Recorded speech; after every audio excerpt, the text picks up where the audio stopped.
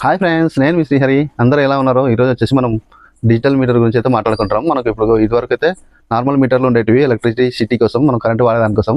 ఇప్పుడు వచ్చేసి మనకు స్మార్ట్ మీటర్లు అయితే వచ్చేసినాయి అనమాట. ఇప్పుడు మనకి స్మార్ట్ మీటర్లు వచ్చేసి మనం ముందుగానే మనం బిల్ అనేది అయితే పే చేసుకోవాల్సి ఉంటుంది. ఇదివరకు లాగా మనం మంత్లీ బిల్లు కొట్టిన తర్వాత కడదామని అనుకుంటే కానీ అట్లా అయితే కాదనమాట. ఇది మనకు ప్రిపేర్డ్ మాత్రం మన మొబైల్కి రీఛార్జ్ అయితే చేసుకుంటామో అదేవిధంగా మనం దీనికైతే రీఛార్జ్ అనేది చేసుకోవాల్సి ఉంటుంది. రీఛార్జ్ చేసుకోలేకపోతే మనకి పవర్ అనేది ఇంట్లో మన కరెంట్ అయితే కట్ అయిపోతుంది అనమాట.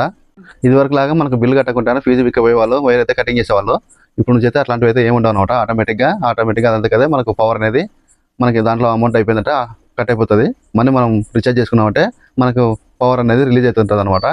ఇంతకుముందు లాగా మనం ఈ నెల కాకుండా వాళ్ళు వచ్చే నెల కానీ కట్టుకుందాంలో బిల్లు అంటే కానీ కుదరదు అనమాట. ఏ నెల బిల్లు ఆ నెల ఖచ్చితంగా మనం ముందుగానే ఒక మంత్ బిల్ అనేది మనం అమౌంట్ అయితే వేసుకొని పెట్టుకోవాల్సి ఉంటుంది.